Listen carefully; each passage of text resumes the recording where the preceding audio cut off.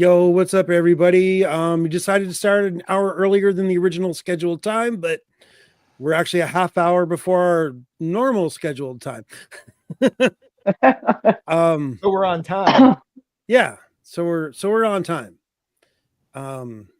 Yeah. So, how y'all doing this week? Good. Good. We had a pretty fun episode of Skeleton Crew. What was the name of the episode? You know, it's some line that's spoken by Kim, the owl person, later on in the movie, but I totally forgot. It's an astrogation here it is. problem. Very interesting as an astrogation. Yeah, that's a weird ass word. Astrogation. Yeah, weird word. Very weird word. Yeah. Have you guys ever heard that word before? I have not.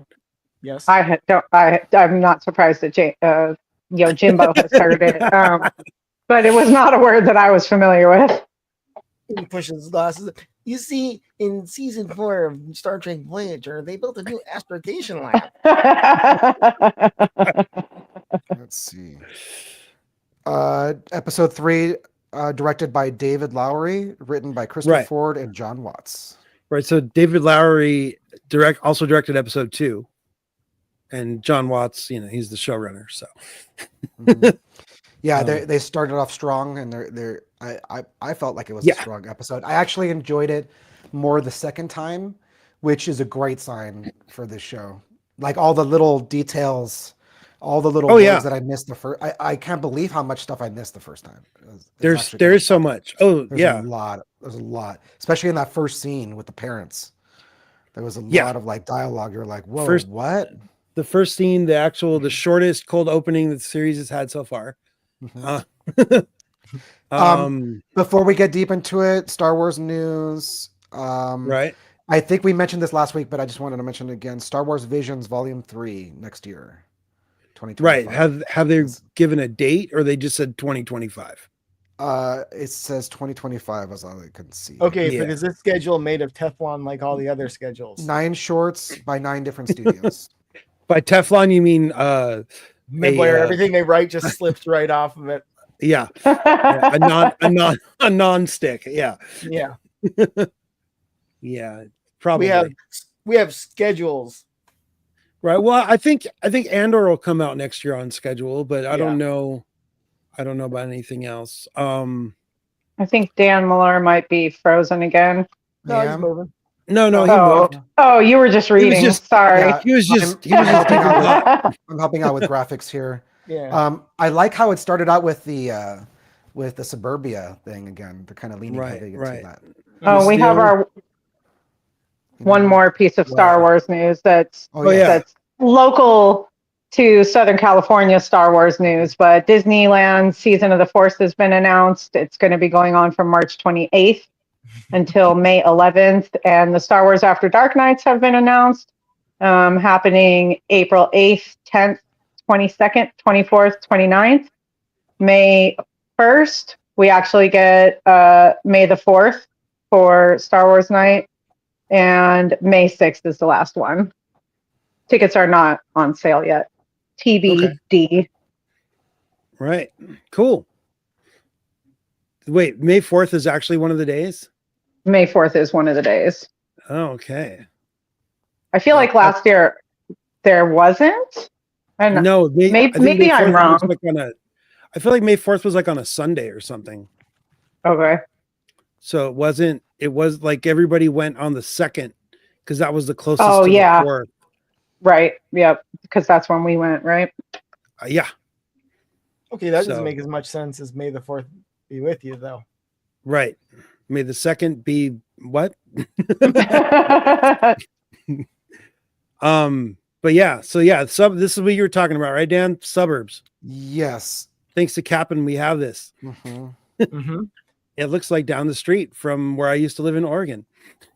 And it looks like a neighborhood in, I don't know, in Northern California or something. Yeah. Yeah.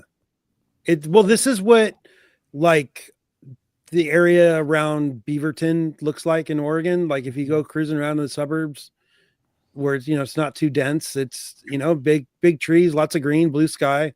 Yeah. Lots of track housing. They showed this too. This is like one of the opening shots. Right. Yeah. So isn't that like the city like center city hall kind of deal? That's not the school, is it? I can't remember from the first episode, but maybe that's where the parents are to hear their grievances or try to find out information about their kids. You're saying that might be where the supervisor is? Yes, if there is. If the supervisor is actually an entity, yeah. Mm-hmm. If it's not just a machine, yeah. Or, I mean, that could be full of a giant machine. That's where they keep the database. Yeah. Yeah. All right. Yeah. So we got. And you can shrink the screenshots. While you're talking, we can talk about this first scene. Sure. I just pushed the wrong button. You start off with the parents, very concerned parents, obviously, that their kids have like disappeared. The shot of Wim's dad was pretty cool. Right. His glasses get me every time. I'm looking to see if I have a more and more glasses. Some people are really concerned about this because we've seen a couple glasses in Star Wars now, and people are like, there's not supposed to be any real world stuff there, but maybe because they've been there so long, they don't have like advanced tech like for eyes that they can spare anyway. So the first glasses that we got was Dr. Pershing in the Mandalorian. Yes, there's been goggles. There's been plenty of goggles. Yeah, lots of goggles, visors, but no corrective lenses. Yeah. Yes, exactly, precisely. Maybe he's just doing it for fashion. I wouldn't discount that. Or if there's some kind of tech built into them that we're not seeing from the exterior. Maybe it could happen. I mean, we have we have those companies here that make those devices. But yeah, so we get the families when they're airing their grievances, though. Like they show the opening shot shows that security robot like walking down the street, and I think this is implied to be inside one of the family's homes, probably Fern's home, since her mom is the one with like rank, the big house. She's the undersecretary. Yeah. Also, when you had that picture of the cul-de-sac, there was one house that was a little tiny bit bigger. True. It was kind of weird that they're all like neighbors or something. Are they all neighbors? I mean, in the same neighborhood. Yeah. I mean, how big? What is the population of this planet? Is it like, I don't know, big. the San Fernando Valley? Like that's everything, or is it like even smaller? Like it's like I'm getting the impression they are just a small skeleton crew on this planet for a giant vault of money. You just wanted to say skeleton crew. No, I think like later on when they talk about their parents, like they just count money. I think it's just like a giant vault. Yeah, they just do accounting, or they figure out like what this credit's worth against that credit, and because it's all like, isn't there a line later in the thing they talk about the fungibility of currencies? So I might have missed that one. You can share the screen again, by the way. Okay. So what do we got here? Just the parent. You can see the glasses the guy had. I thought I had a photo of him, but you can't read it. But they're saying is the supervisor going to contact the Republic for help? And the robot's like, no. It's like, no, that's outside. That's an outside problem now. Yeah, no, they're not gonna ask for help. They're not even technically supposed to be a thing. That's better with you guys like that. Wait, sorry. It almost looks like these guys are walking back behind you guys, but I can't get a. It's not evenly lit. Oh yeah, we got the same. We do. Yeah. Same background. I can change. I like that. But yeah, I mean, even the Undersecretary Farah seems like helpless, exasperated. Yeah, she's like, I can't. I thought she would have some pull. Yeah, I thought she'd be able to be like, I need to pull my, whatever credentials she has to get actual help. Well,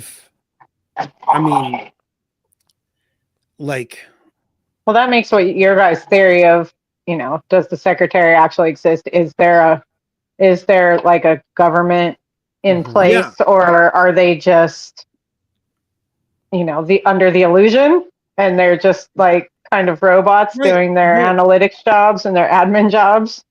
Yeah, like the healthcare providers in this. Yeah, they look at the numbers and go, "Oh no, denied." Nope. Yep. No, denied. Because I mean, it can claim that they're asking for outside help, but it got denied. No one would know the difference. Yeah. Go ahead and share this one. This is interesting from the conversation at the beginning.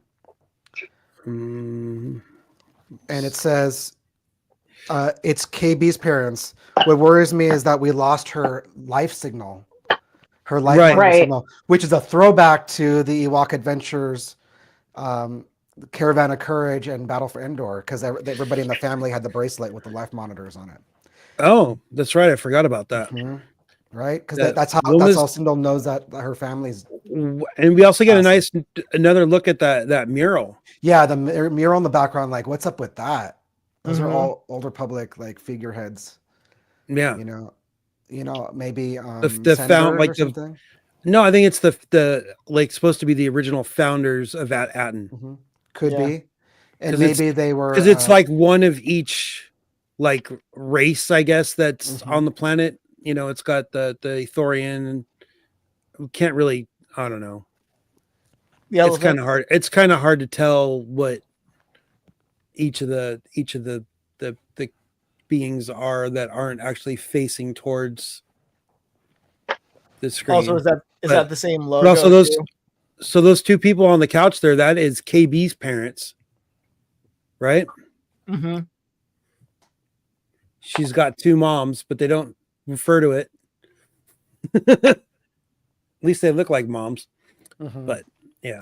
And they also mentioned another thing about her. I don't have the oh yeah, she's got urgent medical needs. Urgent medical needs, yes. I'm fairly certain that KB is an augment. She's been augmented. She has implants, kind of like Lobot. Yeah. Well, I mean, she's got the headpiece. It's not an uncommon thing in Star Wars to be augmented, but she can run like massive calculations. She's a human computer. Exactly. So they're all in the house, they're all panicking, but so we get Fern's mom reveals that she was rebellious and snuck out, but the safety droids always brought her and her friends back home by the end of the night. So apparently Fern's behavior is hereditary. And then we get the security droid finally comes through the door with no children and tells them, "Oh, your kids are on a starship that has illegally exited the barrier, and because it's exited the barrier, there's nothing we can do about it." Yeah, they're SOL. Also, and it starts listing off the violations. Yeah. Yes. Yeah. So do you think that means that there's no way for them to leave, or they just refuse because they're trying to keep their... They're trying to keep their secrecy. Their secrecy. Yep. This entire planet. Yeah, that's a priority. Because, the entire thing exists as in its isolation. Right. Yeah. So, yeah. So that's all the parents, seem to set that up, but all there's the nothing all they the can do for them. Yeah, all the parents are kind of like we got, they're all kind of throwing a fit, and then except for Wim's dad just kind of subtly just sits down on the couch by himself, all kind of bummed out, probably because he's lost his wife and now he's lost his son too. Do you think he's going to do anything about it? Like, or is he just going to take it for a fact? I feel like he's going to I think he's figuring out something to do about it. Is like, that's where he's at.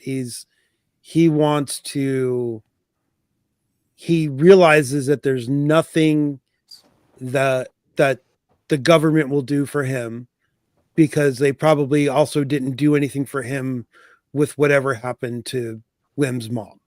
Yeah. I mean, maybe she's something like a lot of people are assuming, I mean, I just said it a couple seconds ago that she's passed away or something.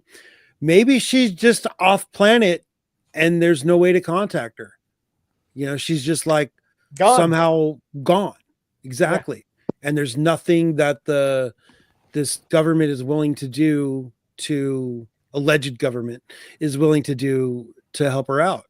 I also thought metaphorically, like, it works on two levels when he takes his glasses off. It shows like that he's just very weary of what's happening, but also it's like, I think it's like, I'm setting aside my little bit of luxury, being able to see. It's like, well, time to go out into the world, that like he has like no idea what's out there either. Right. Yeah. Gotta be. Yeah. So I'm thinking he's figuring out, like, how do we get off of this and go save our kids? Yeah, it's gotta be. So yeah. I also felt, part of it, I think, too, is that he's never around. So I think he's sitting with himself about, That's a good point. Yeah, he feels guilty. Doesn't spend enough time with. Yeah, and that may have, if he did spend more time with Wim, maybe Wim wouldn't be so keen on going out and finding himself in a situation like this. Mm-hmm. Yeah. I don't know. Just something I thought about during that scene. Yeah, no, it definitely works. But then that's it. We get the title screen, and we don't see the parents for any more for the rest of the episode. So I kind of like that. Are they going to keep the parents just in the in the openings, and then no more having to deal with that? I think they're going to get back to the planet before the end of the series, like maybe an episode or two before. There's going to be a showdown on the planet. Like, hey, pirates are on their way. We got to get ready. Something like that. There is. I mean, I have seen some screenshot. There was some in that music video that they put out last week, the sing along video for the Major Tom song in Huttese with altered lyrics. Yeah. Oh yeah. There's some YouTube channels have actually went ahead and like translated all that Huttese into English, but I haven't got around to looking into that quite yet. It's gonna be funny though when Atten has to put out like the actual like SOS call to the Republic, and it's like we're getting a signal, but it's old Republic codes, right? But, okay, so like you say that it's a 2,000-year-old code, right? I think that's another thing I kind of wanted to mention. There seems to be a lot of confusion about what Old Republic different characters are referring to. Yeah, because they are not referring. I think it's old. Yes, I think they were referring to the old Republic. Like, it's not even High Republic era. I think way before that. Not even like the Republic that fell to the Galactic Empire. At this point, though, the High Republic technically is the older. It's an older Republic. Yes, the Republic that just fell. It's not KOTOR. It's but the Republic that just fell is the Old Republic. There's a new Republic being built. Right. There's the New Republic preceded by the Galactic Empire, preceded by the Galactic Republic. Yes. Preceded by the High Republic, preceded by the Old Republic. Yeah, you're getting very specific. But that's how like people are that's how people are looking at this. Whereas the Old Republic, the High Republic, and the Galactic Republic are actually one entity. They're all one Old Republic. One it was just a consistent long entity. line. It's not really separate things. I mean, we'll get around to it because they start talking Roman about Empire. the jewels of the Republic and all these things later in the episode. Yeah. So we don't want to get bogged down that just yet in that part. Gotta love those squeaky toys. Yeah. I really thought it didn't squeak. I couldn't squeeze it hard enough to squeak it. And then of course, as soon as the stream started, she was like, "Ring, ring." That's of course, good. Yeah. So after the opening credits with the little, you know, the usual helmet montage or robot heads or whatever they're doing for whatever project it is, we get back to what's the pirate planet asteroid thing called again? Porgo. What? Porgo? Porgo, yeah, something like that. Port Porgo. And we get the camera shows like the docks and the force shield that's keeping the oxygen that's there in, and then it pans down in the cell block level. The brig has a different colored force shield area. So someone was speculating it's because they could just turn that one off if they need to. In case there's an uprising down there, they could just suffocate them all. It already looked like they're breathing sewer simple gas yet down effective. Yeah, sewer gas. And then the first question was, well, you can see it in the screenshot I just shared there. Hold on one sec. It answered the question everybody had from the previous episode. Oh yeah. Yeah. Yep. The reasoning behind the wide jawed is in a cell instead of already escaped. Yeah. But of course KB asked the question. I don't know if it was Fern or KB. I would assume it's KB. He's looking directly at her in that screenshot there. It's a very logical question. It's like, if you could do that, you're getting us out right now, why are you still here? Exactly. So, I mean, I guess he could have overpowered a pirate ship, but it would have been a lot of dudes to. Well, I mean, he's one guy who can do force pull and force push. There's a few people like in a few seconds. They end up going down the hallway, and he does something. Some of the other YouTube channels were saying that he uses Jedi mind trick to make the guys. Yes, he does the but throw. he moves something in the distance is what he does. It's the same trick that Obi-Wan Kenobi does when he's escaping, turning off the tractor beam in the very first Star Wars movie. I always thought that was just they're able to make a sound, like make them hear a sound. Yeah, he does something to make a sound off in the distance. It's like a voice throw kind of thing. You know, I don't know if there's necessarily like he's throwing a tool off camera. It's never determined what exactly is happening, but it's the same hand gesture and a similar sound. Yeah. And it's what was that? I don't know. When we were watching this the first time, I was just getting like such a scammy vibe though. I was like, oh, he's just using these kids. I even turned well, there was the whole you are a Jedi, right? And of course. Sure. Who's not gonna believe that smooth talking rogue? Here we go. What do you got? Got it. That's it's just that moment. This is distant rattling.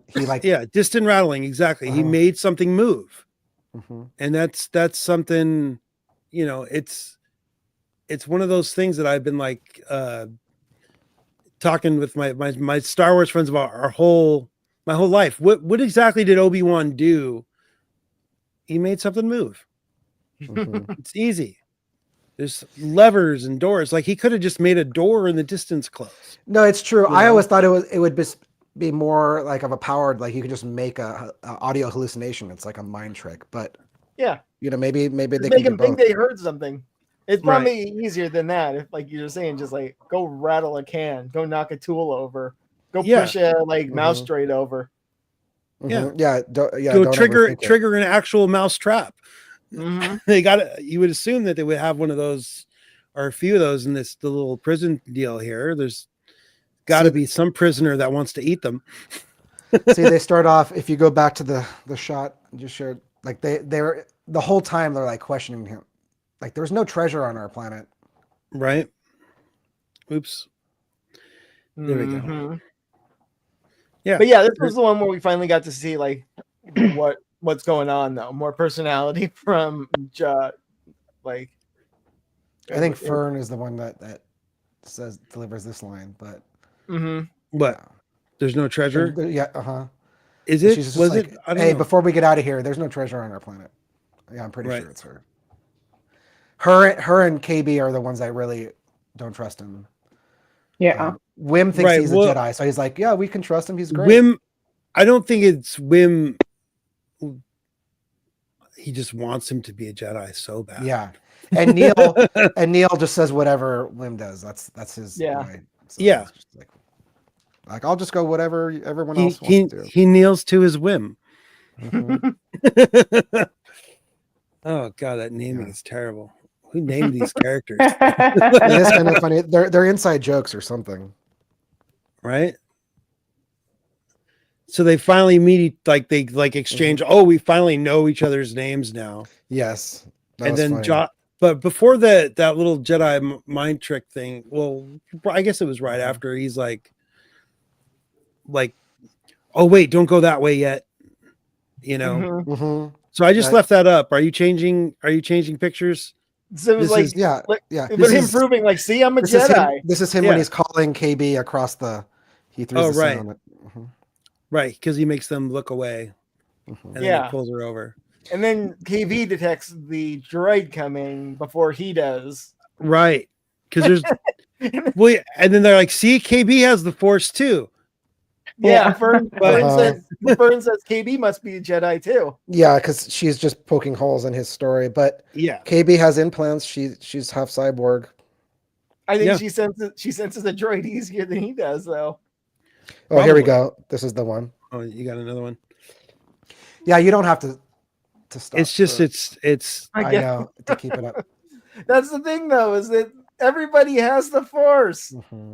Yep, that's another inside joke for Star Wars right now. But he says it at some point during the episode, right? The Force runs through. Well, he says it right. He says it right after that. He's kind of trying to say like, I'm not necessarily a Jedi, but I don't want to tell you right now. Right. But there's conjecture in the Star Wars community because of The Last Jedi. What happens in that movie that everyone's capable of having the Force. Right. There's the whole question of like what happens when Force sensitive people are popping up in the universe when there's no structure for them to become like trained or disciplined. Right. I mean, they got to come from somewhere. The Jedi, they go out and get the kids from somewhere. And they're going to keep on popping up regardless of whether there's a Jedi Order or not. Yes. Yeah, that's why I feel like there's all these people are out there saying, "Hey, Jod is a Order 66 survivor. Oh, he was a Padawan." Not necessarily. No, it's like no, he's someone who has the Force, like innate Force abilities. He's got the high midichlorian count, and he's figured out how to do push and pull. Yeah. The simplest connection to the Force. Yeah. I mean, I'm open to him being the very first Jedi. That's fine. Thing that we see, not necessarily.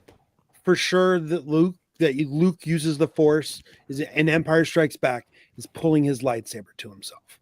Yeah. Like that's how low on the totem pole Force power push and pull is. Well, I It's get away or come to me.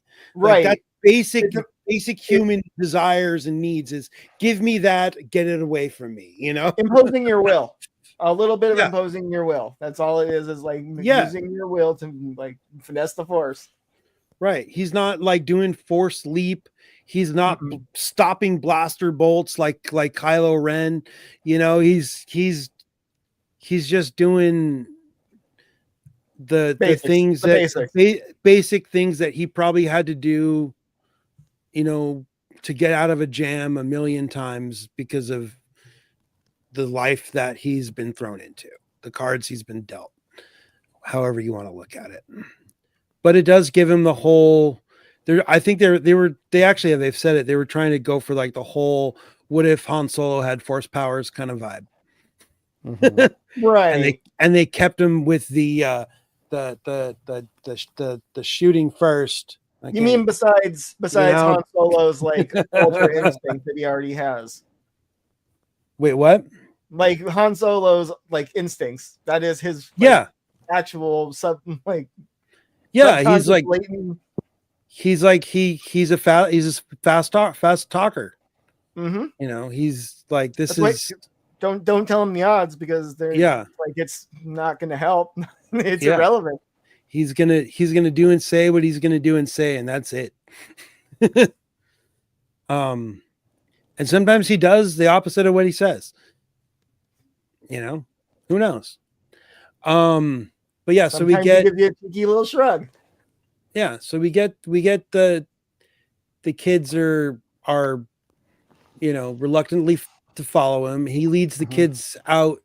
He tells the kids that there's a way with nobody and a way with a whole bunch of people. And I think Fern's like, let's go the way with nobody. And he's like, no, we got to go the way with more people because it's easier to blend into a crowd than to sneak down a hallway. Just as long as they don't all hide under his cloak. What? It worked great in Kenobi. You just stack up two of them on top of each other, and then you just have three people you're hiding. Now, see, in Kenobi, it would have worked if Obi-Wan was actually on the shoulders of the person hiding under his cloak.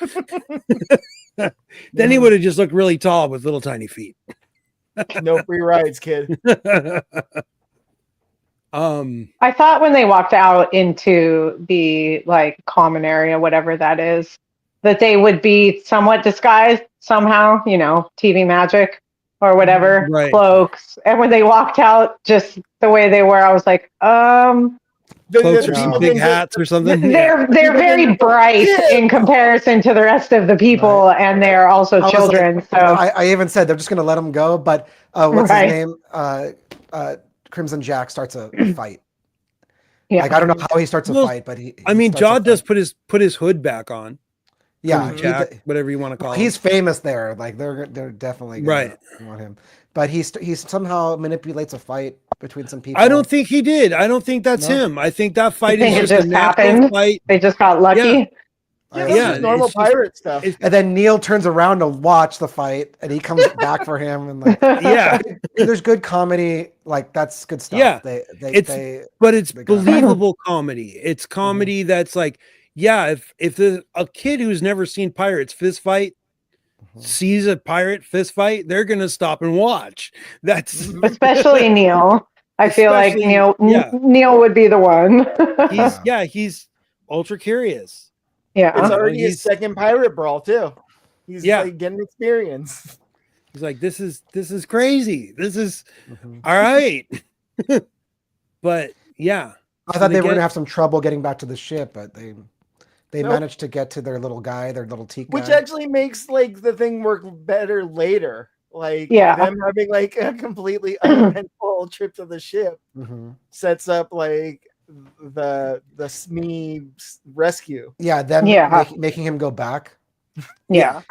Like that was so easy, and it was too easy. So of course he had to go back for Smee. Well, not only the whole it was too easy. That's all like almost all the dialogue is throwbacks to that's a direct line from the original escaping Star the Wars. Death Star. Yeah, it's like because Princess Leia says that was too easy. Like, that was too easy. They let us go easy. You call that easy? Sorry.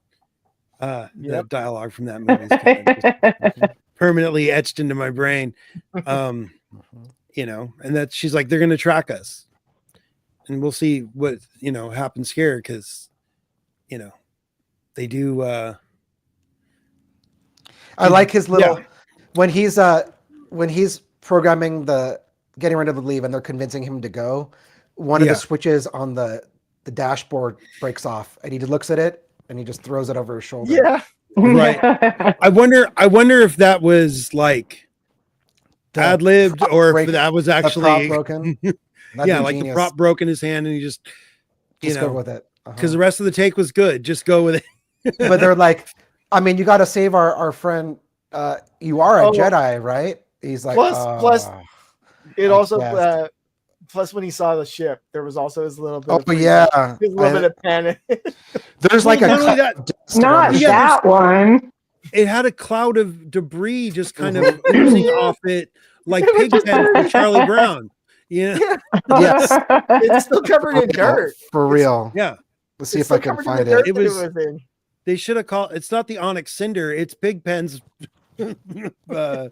family mobile home. Like, yeah, there is like a dirt cloud around it.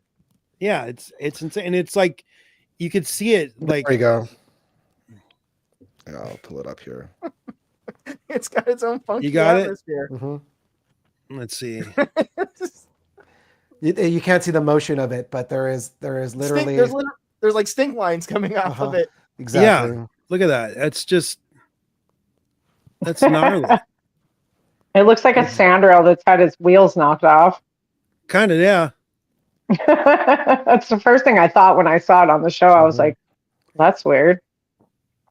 But it is tethered to that buoy looking thing, which we find out that's a fuel line and a fueling system. So I have no idea who it's going to switch to when I turn off that screenshot. It's I think we all have had a turn. Yeah, so it's random every single time. Mm-hmm. As someone who's note to self, don't pick your nose. Yeah. Dan played a lot of Star Citizen though. The Onyx Cinder is that right kind of ugly that's beautiful. Like it's very industrial design. It's kind of like these exposed giant engines. And stink lines. It's old. It's implied that it's like an ancient ship because it's been on that planet forever. But I like when they finally convince him to go back, because he's like, "You are a Jedi. You're just gonna go save him." He's like, "Oh God." He's Jedi like, what's his SM-75? They're like 33. You know, they're like right. He's like 33. No, he said. I think he said SM-37. Yeah. Something like that. But yeah, he gets the name wrong. It's a classic. It's also Wim like trying to convince him though. It's like a Jedi never leaves a man behind. Yeah, he's like, they don't. That's not a thing the Jedi say. Yeah, that's not a thing they say. It's not. Yeah, it's hilarious. It's not a thing Jedi say. Yeah, and they do more of like they get him to admit to not being a Jedi and all that. That was pretty cool. So now we all know. I mean, but he did say at some point during this episode, "I never said I was a Jedi." Right. Yeah, near the end. Yeah. Okay. I couldn't remember exactly when it happened. When they're renegotiating the deal. Yes. Oh, okay. Yeah. They don't let him on the ramp of the ship. Yeah. At the end. Right. When they get to when they have. And honestly, he could have just flicked all those kids off the ramp and taken the ship, but Smee is waiting at the top with the torch. So like adds a little more complication. He can't just waltz over them. So Smee, remember how we said that he looks like he's part destroyer droid, but we're not sure like of that. He could be an even older droid because like he looks we were saying ancient. about like there's every possibility that thing has been there a long time. What was that? What was that droid? The droid in KOTOR, was that HK-47 or 37? Yeah. HK-47. Okay. Yeah, I mean, if he starts calling these guys meat bags. And starts every sentence with like what the sentence is, like yeah. No, we do get some Smee exposition once he is rescued and brought back to the ship. Oh, he's one of the best characters. Him and Neil are just like golden. I mean, everybody's doing a great job, but like Smee, especially in this episode, is just he's hilarious. Smee knows a pirate when he meets a pirate. Yes. He's like Jedi. He's not buying the story. Okay. If he is a Jedi, I don't trust him. If he's not a Jedi, I don't trust. Like Smee knows what's up. He's not not dumb. He got fooled by the captain programming thing, but everything else he's not buying. Like this guy doesn't trust him as far as he can throw them. Right. So he goes back.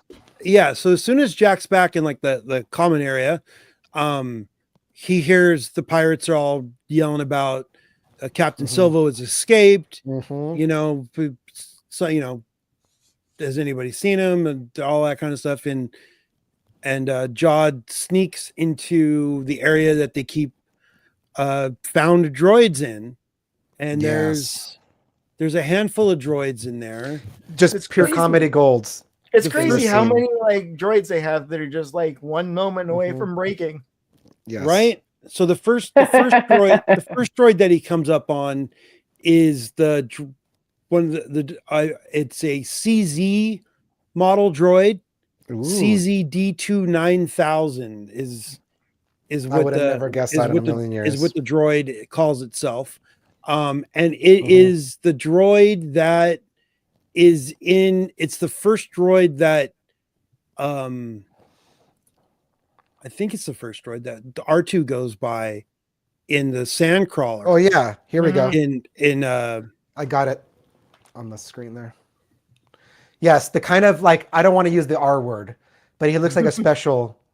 He looks special, and I love it. What the joke here is, like he wakes up, he goes, "I am," and he immediately shuts him off. That is a Star Wars joke. Yeah, like I am CZD2 9000. Click.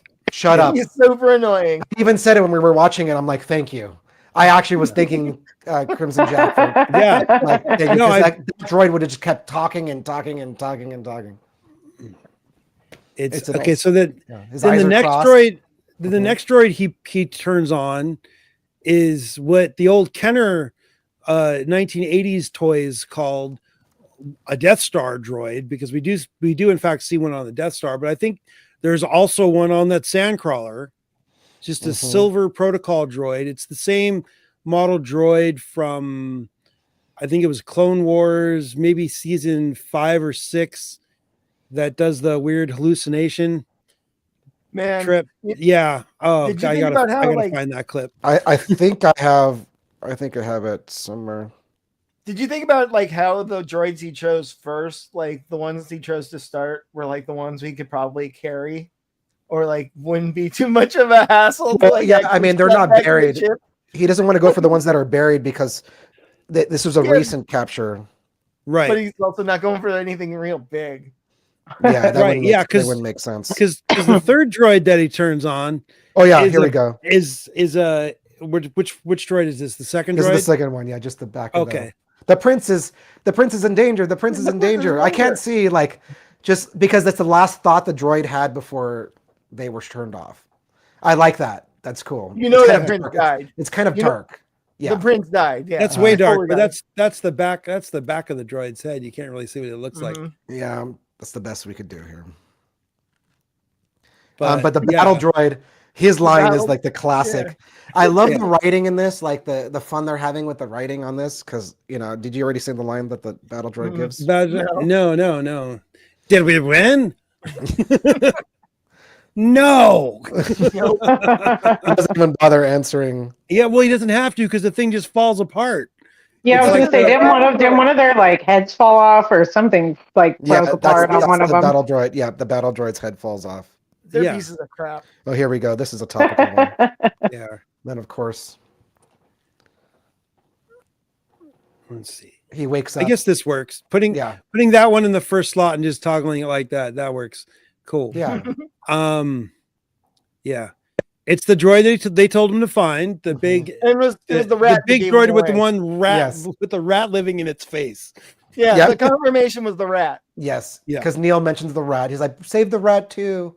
And I have to say, I love the rat idea that lives in his head. It's just, everything about this. Yeah, this character is great. It's good. It's endearing. It's silly. And It's silly. And he's like, good enough. He shirts him off immediately. Yeah, I'll take that as a yes. Yeah, take that as a confirmation. But then he starts loading him into like a push cart or cart. something. Now, why wouldn't he just let him walk? Have him walk, yeah. Maybe he's broken. Well, is he broken still? But no, he Well, he has a peg leg. I mean, he would probably be noticed more. It's easier to like put him in a cart, throw a sheet over him. Yes, and he's just somebody pushing. That's right. Droids primarily. Like there was definitely that impression. You can't trust them. Like you can't count on a droid. And I think he would figure that the droid is going to get him into more shit instead of being able to just sneak out quietly. Right. Yeah. Quietly. Especially a droid with an attitude. Yeah. There's a cameo in the scene. The other pirate that shows up to catch him in the act is an actor. I forget who plays him. Oh yeah. Yeah. The voice. I didn't recognize the voice, but it got mentioned on several podcasts. It's Alfred Molina.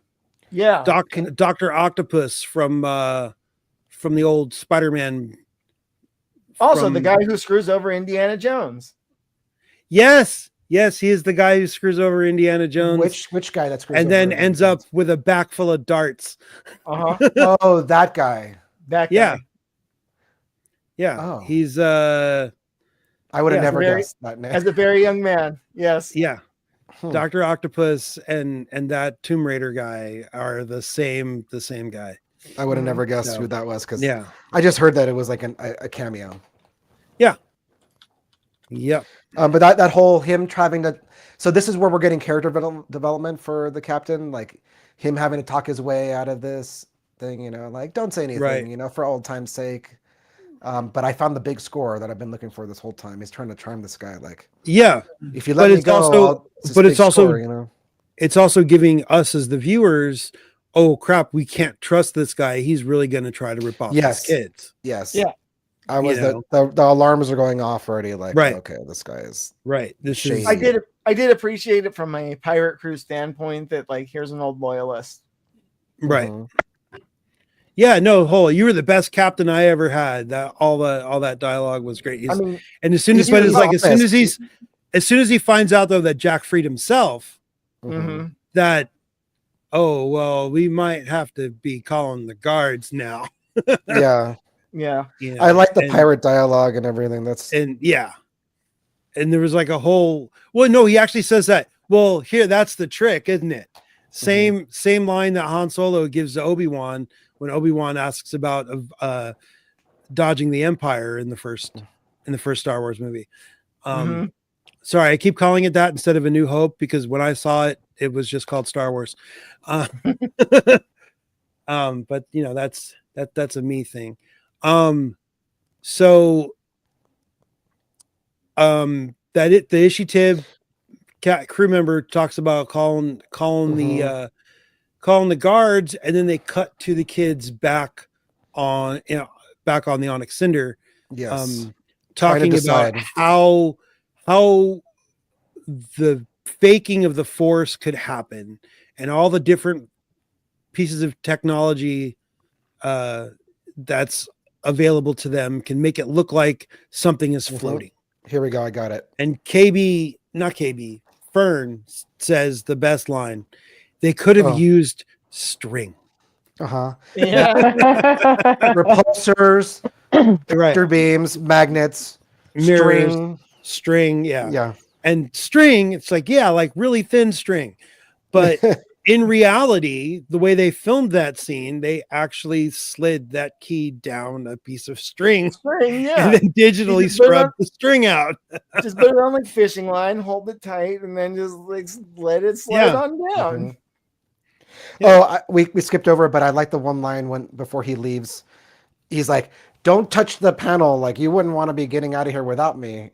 You would, and they're like, "You wouldn't want to blast off without him." Yeah, we should blast off without him. Like that was a good line. But KB points out to French, she's like, "We're just kids." It's like, where are they going to go? They don't even have SME. Right. They just starve in the middle of nowhere. Well, would they starve out in the middle of nowhere? Because apparently, because Dude. they didn't know how to make the stew. Yeah, like he was the only one who figured out how to make the porridge. What the was blue that, porridge. anyways? it was just Disgusting. Like Green. protein oatmeal on a starship, like survival green rations. Boiling green. Yeah, that's how it they. was algae stew. Yeah, the food in Star Wars is interesting to say the least. Interesting isn't the right word. Depending on what planet, It's depending on what planet you're on. damn near There were color Cocoa Puffs. Yeah, it's freeze And they dried. do a good job with Star Wars food at Disneyland, so most of it. Yeah. Those what are those pods called at Oga's? Those are bombs. The Rorschach pods. Rorschach pods, yeah. They're my favorite thing. Get me one So of the good. Coca-Cola bottles. So good. The Coca-Colas. So Get me one of the Coca-Colas and a little like thermal detonator. Oh yeah. You want that? I can get you on Saturday. So while they're debating his powers, and I think I have some on the back table back there, or at least one. Yeah, an empty bottle at least. While they're debating on the ship, yeah, go ahead. While they're debating on the ship, we see Jod being chased by the entire by a bunch of pirates, each on their own little transport skiff. That the what was that character from the Ewok movie? Oh, here we go. Like just rushing towards the ship, and it's kind of a really interesting shot because we get Jod barreling down on their airlock hatch, and all of a sudden he's in the ship saying hit the throttle. Like, yeah, I feel he dove through the hatch. Yeah, I feel like there was some editing magic there. It was faster than the airlock could have opened. That's an off screen, like they wizarded it. There is like, come on, there could have been some good comedy of him like open. Yeah, they're like, did he use the Force to open it? Like, maybe there is a shot. Somebody shared it. Space? I'm trying to. I actually brought up I have on my television set. I have a shot of him being chased. A couple of them in the pod, like him flying, like with the tiny little joystick. I like that because that little pod is being flown by a teak. So he's just trying to like manipulate this tiny joystick back to the ship. That's hilarious. Yeah, no, that is pretty hilarious. Mm-hmm. But there's a shot. I'm trying to find it. I just brought up put up the one Disney I have right now while you're looking. Just this is straight up Buck Rogers, and so everybody complaining about the nostalgia factor. They're like, they're just going for nostalgia. This is all just like a gimmick. It's like Star Wars is based on Buck Rogers, like for George Lucas's hit childhood. It's Buck Rogers, and it's like Errol Flynn era pirates, right?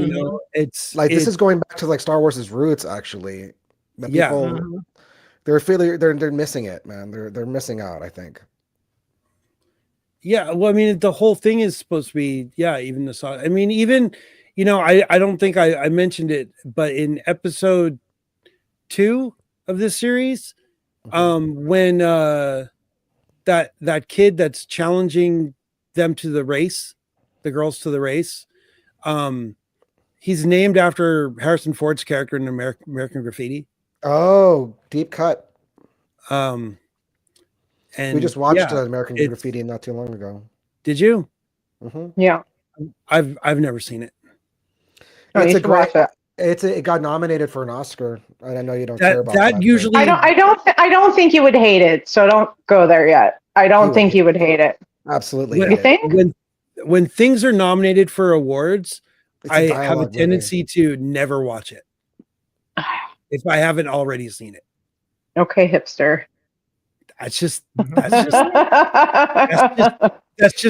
running thing.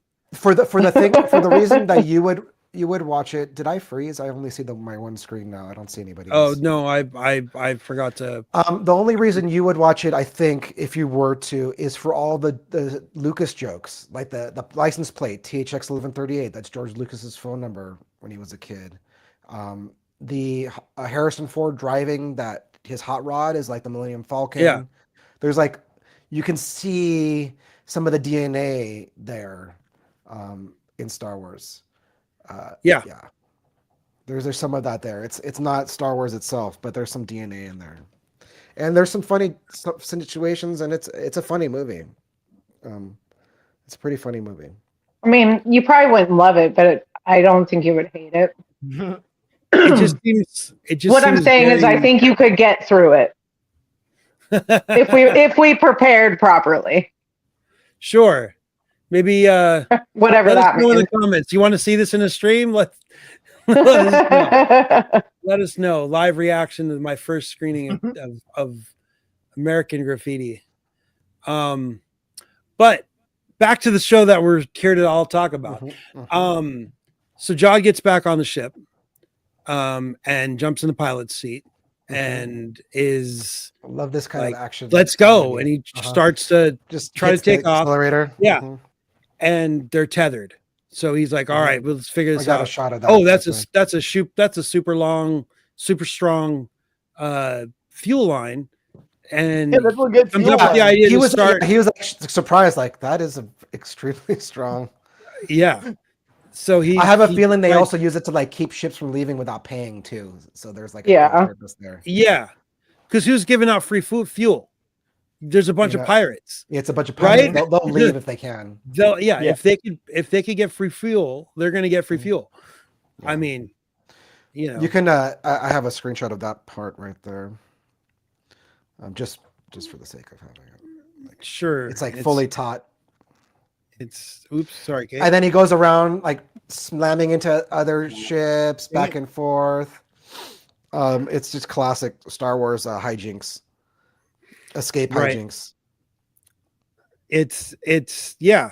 So he starts dragging the ships that are all moored to the same buoy together. Meanwhile, Brutus is yelling for them to get the cannon ready. So they're bringing a cannon online to start shooting at them because and they're pirates. They're pirates. They're gonna there it is. That's the cannon that I'm looking for. And then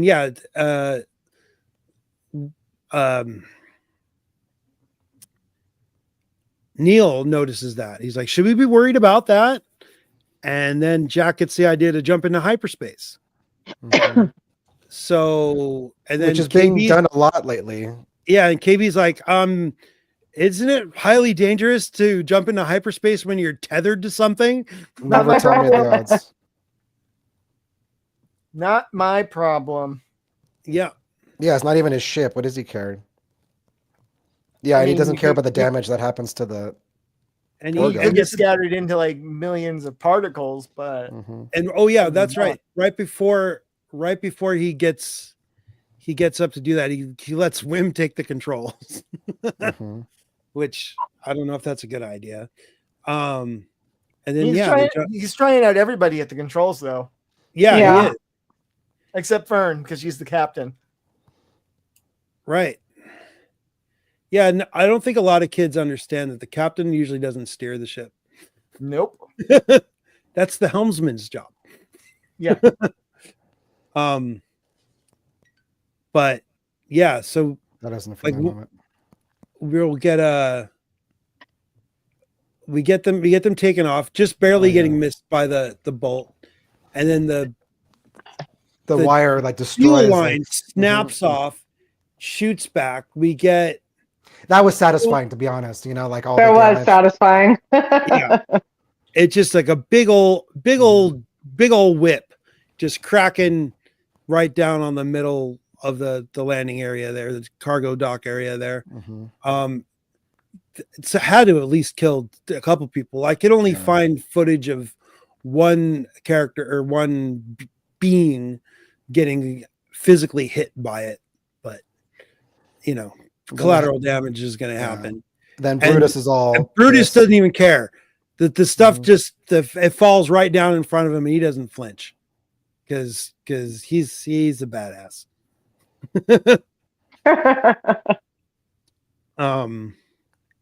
And order.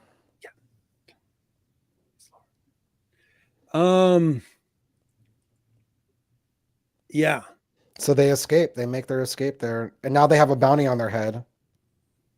Yeah. Oh yeah, because wait, does he have a name yet? Did they mean Jamil? Did they give Jalil? Yeah, like he has subtitle, but they don't give him a character title. You know, I'm gonna have to check the credits and see if he actually has a line or credit, because yeah. Do you want me to go after him, Cal? but there's no. We'll get to see more of him later. I'm pretty sure. I hope so. And he sounded normal. He didn't sound like he was doing, voice doing a ridiculous character voice. You know, it would have been hilarious though if he walked up and went, "Did I do that?" He probably said it was probably written into his contract. I will not say that. Right? If you want me in this, I cannot. I refuse to do any Steve Urkelisms. Yeah. No Urkelisms. Or Stefan. Yeah, no, that's why I just changed. Yeah, no, or isn't there a female one too? Isn't there a didn't Urkel like maybe a Stephanie? I don't know. So they get away, and the kids find Smee and turn him back on and explain. Yeah, they're asking if he's dead. Here we go. Right. Yeah. Is he dead? But KB's like, no, he's just turned off. And yeah, KB's working on him. So she knows how to work on droids too. Yeah. Well, she's their tech person.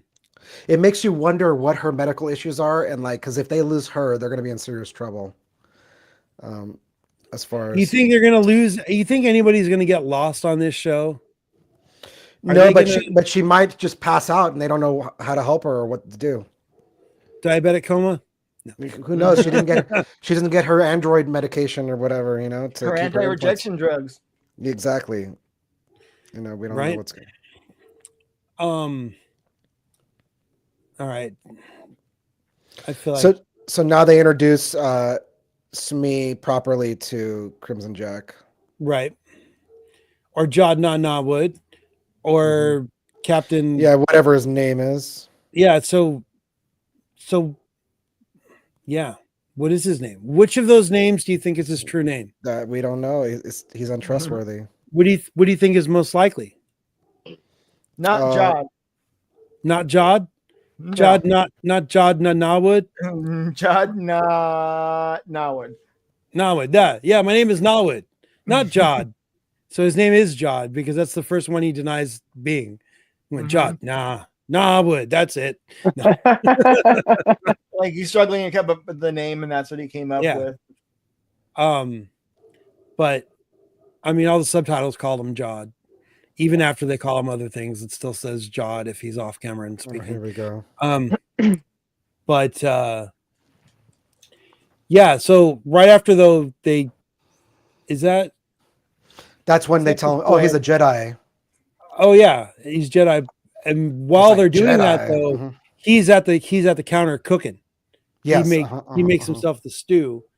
And a very human moment. But he's very obnoxious. Scraping the bowl with the spoon. You hear Neil's stomach growling. Yeah.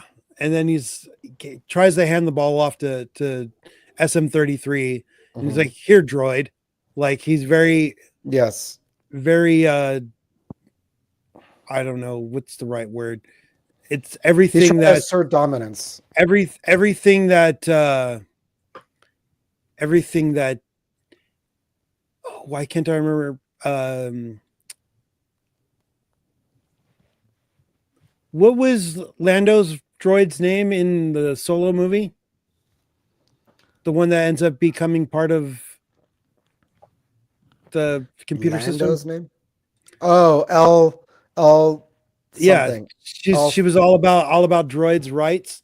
Like it's because of people like Jod. Yes. Mhm. Well, yeah, droids are subservient in Star Wars, or they're supposed to be. At least, well, that's what how they were designed, and then Mhm. you know how subservient is AI. I guess we'll find out on this planet pretty soon. You know, only a few more years before Skynet takes over. I think he's also worried about Smee destroying his chances of stealing or getting to At-Aten, and maybe. Yeah, and he Right. almost died rescuing him too. He's just like, ugh. Yeah, it's an obstacle. I feel like for him. He's He's worried about. He's the biggest threat on the ship, and if he was like a skilled Force user, he might be able to, you know, take out a lone droid that's going. But yeah. So sorry, I feel he actually feeds the kids. So this humanizes him a little bit. Like he's like, all right, I gotta feed these kids now, and not only that, make sure they get some sleep too. Yeah.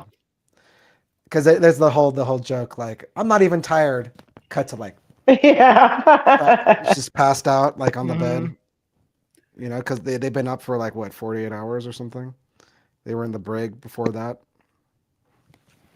and that lets because they were.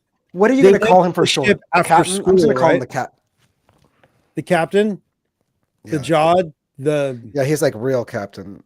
Jack Jod.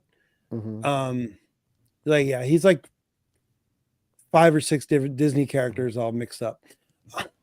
Crimson Jack just makes me think of Captain Jack. My brain goes automatically to pirates. Right. Well, there's in some of the Marvel Star Wars comics, there's actually another character called Crimson Jack. Oh, really? So, yeah, but people are saying that it can't be the same person.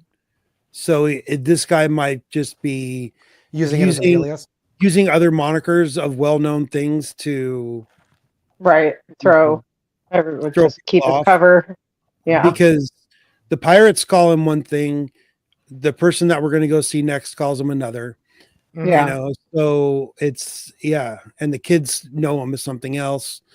Maybe we'll meet somebody in the next episode who calls him yet another name. You know? He's a charlatan. He's a charlatan. Just goes by many names. Yeah, he's a pirate. He's a pirate. But with a heart of gold, he feeds the kids. He's I was going to say. I mean, he does feed the kids, and he's for me. Some part of him seems like he's good. I don't know if Does he feed the kids because he was like, if I eat this poison and I'm going to die from it, so are they? No, I don't think so. But the way he does it is kind of, snarky, like there's more in the pot. Because they think like that's all, like he just made it for himself and that there's more in the pot. Oh, and they all like run and try to eat it. So what is this next screenshot you have here? That is Neil feeding the rat. The little rat. Yeah. Does the rat eat it? Yes. I don't. Did he? It does. Yeah, it does. Yeah. It grabs a little bit and then eats it. Yeah, a little chunk. Okay, I felt like he like looked at it and was like, nah. No, it grabs it. All right. That rat's no dummy. But yeah, once the kids are asleep, it gives them a chance to like walk around and look at at boots and everything. But all the kids were asleep, except for KB. And then KB is like, I run the numbers, and it's highly unlikely that you're a Jedi. Like she tells him. And he's like, you can't calculate everything. Yeah, which is basically don't tell me the odds. Yes. And he flicks the light off with the Force. Allegedly, to like make his point. Some people are saying that he was standing in front of the light switch and just flicked it off behind his back. But It could be. I mean, he's shown some prowess before. Yeah, but I like you see him walking around alone. I don't have a screenshot for this that I can find quickly. But he finds the sword and that makes him happy. Like he has like this habit. He's like, I'm sure. But when he pulls that knife out of that skeleton's chest, there's like a weird, like a pop hiss noise. Kind of like the noise, and there's a little puff of smoke too. I mean, it might be just dust. But it reminded me kind of when that character in Ahsoka got turned into green mist. Okay. You know, but I don't think that was any force powers in that skeleton. No, but people are saying maybe the ship is going to turn out to also be haunted. Yeah, the spooky ship, a haunted pirate ship. The skeleton crew is literal. What's more Disney than a haunted pirate ship? Right? I mean, they're leaning into all like the tropes here, and I don't hate it. No, it's good. You can't pick and choose. You got to go full shebang. But this is when she. But so Jod tries to like get tough with Smee, and Smee stands fully up and is like a foot taller. Yes, when he biffs him. Yeah, that scene was great. Great. I have a shot of it somewhere. And so Jod starts asking SM33 about the kids. Are they really from Manhattan? Oh, that's not it. And Smee says something like, I'll tell you what, I'm not going to repeat myself. And these kids are from somewhere. And then walks away and then comes back. Yeah, that whole line is the same thing. I'll be keeping my eye on you, I says, and then he walks around again and repeats himself. What I like is that he obviously pushed the captain really hard because the captain's like, like for like the rest of the scene, he's like rubbing his chest, like he got him in a sore spot or something, right? Oh yeah, here you go. Who are you to give orders? Yeah, exactly. Who are you to give orders? Because I thought in this scene that we were going to get a reveal like Smee like recognizes him or something, but I guess Captain Jack is way too young. Yes. I mean, think about he can tell something's off with him though. Right. He's like, you're not. He knows he's not a Jedi because well, where's your lightsaber? Jedi. Yeah. And it's just. It's just weird, but so the intimidation thing was great too when he gets taller. Yeah. That's a cool, just a good snappy writing. I like it. It gets the job done in a charming way. It's good stuff. I like Smee a lot on this show. Yeah. So the kids aren't asleep quite yet. We jumped around a little bit. Yeah. Because the kids are eating while he's away, and Wim's got all his credits out on the table, and they start talking about Jack, and they're like, okay, he's really a pirate. And when he comes back in the room, Wim pulls all his credits together, puts his bowl upside down over it. Neil flips his bowl over, like, to just be like, this is what we do. Like we do this. This is what we do when we're done eating. We flip our plate over. That's how we let you know that we're done. It's a normal thing we do on that. And if they don't know, they don't know.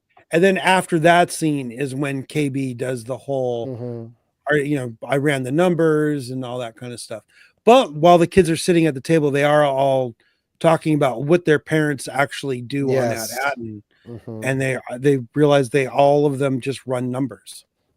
They do stuff with finances for the great work.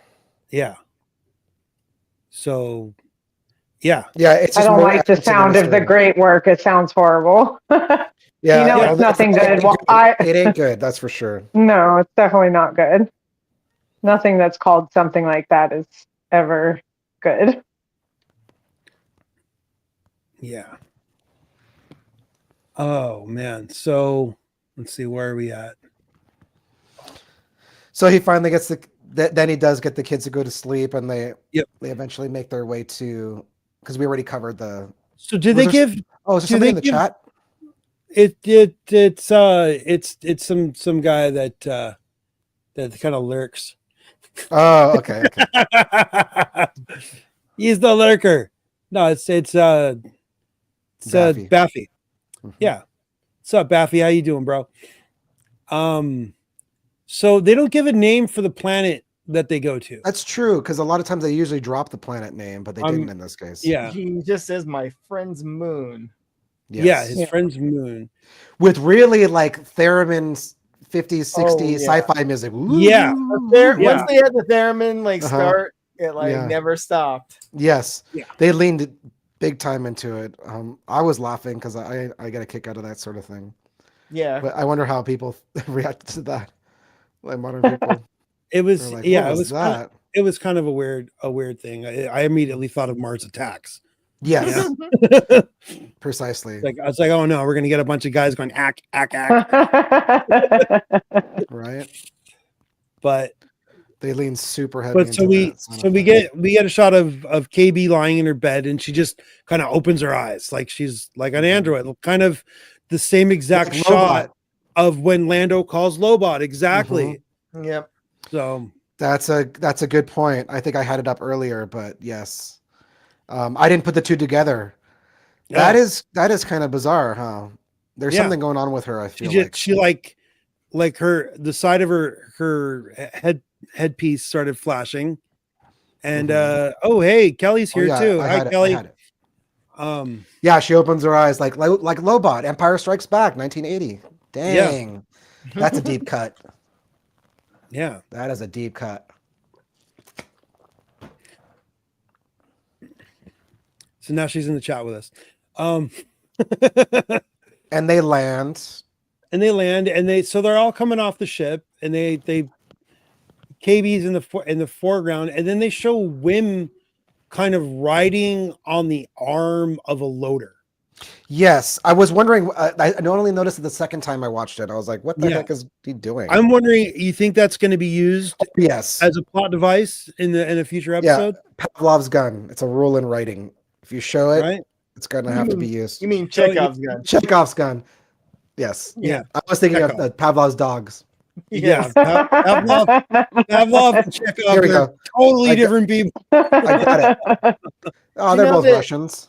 Did you know that Chekhov actually wrote a play where he did the Chekhov's gun in Act 1 and then intentionally made sure to never use it? Just to be like, see, I didn't use it. Exactly. He violated his own rule. Oh my God. But typically, yes, if you show it, you're going to use it. That thing is going to be useful later on, the cargo loader. You know, supposedly the Falcon has something like that too. Yeah. You just never see it. Yep. You just never see it. But to grab cargo. I mean, it's a freighter. Makes sense. This moon is cold. Yeah, it's kind of like sand is harsh.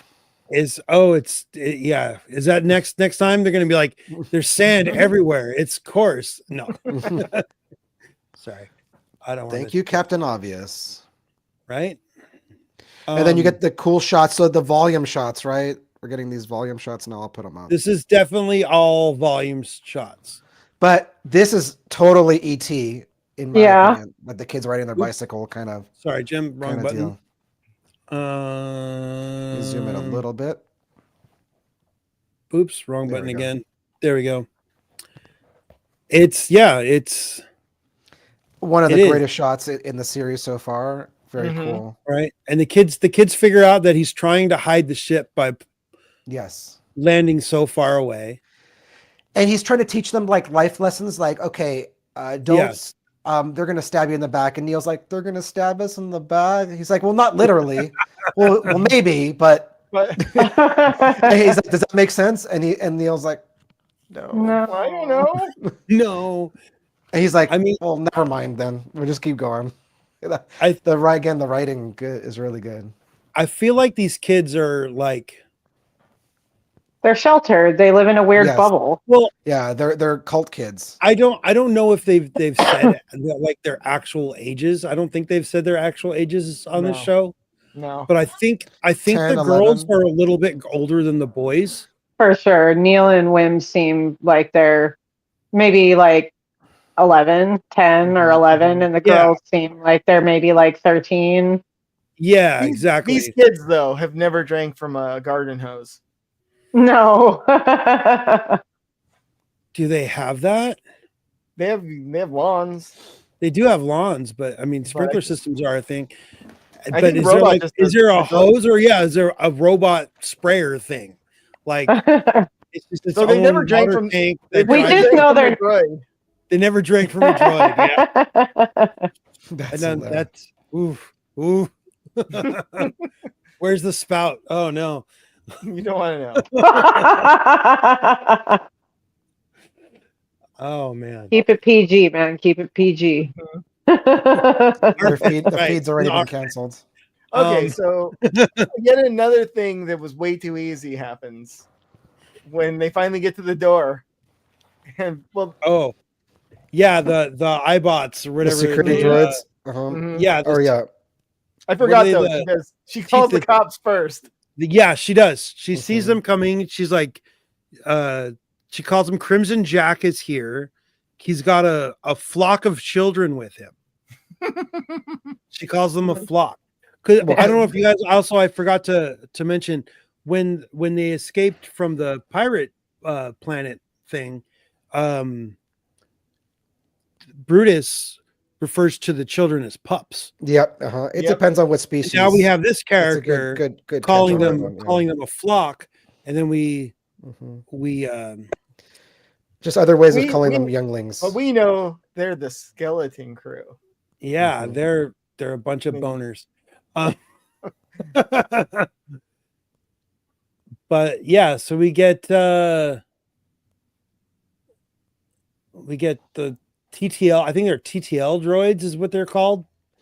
Oh, good. The eyeball things that from Jabba's palace. I kind of half expected it to speak Huttese, just because of Jedi, but it's not the case here. No, but it's because it speaks whatever language. They're not really. I don't think they're really droids. I think they're doorbell. They're like a security camera. Yeah, and it's like, well, it's like a ring thing. You could set it to an auto voice, or you could actually talk through it. Yeah, and she's straight up talking through it, and she's talking to them through it.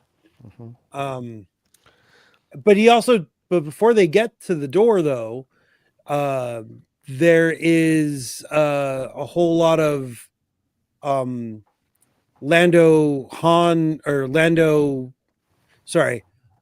talking to Leia about Lando dialogue homage. Like, example, he's like, I don't know if I can trust her. She might, all that stuff. Like a scoundrel coming up to another scoundrel. Can we trust them? No. And he even says, I don't trust her. He's like, I don't trust her.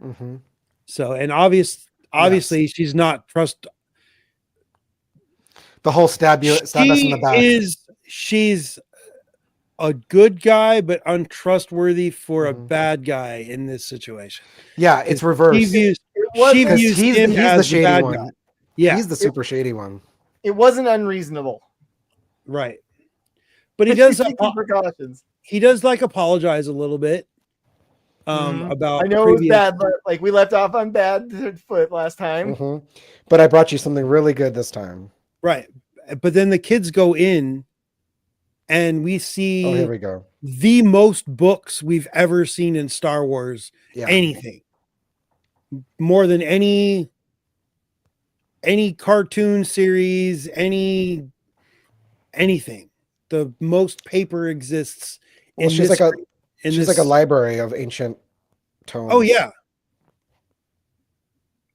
Oh, push the wrong button again.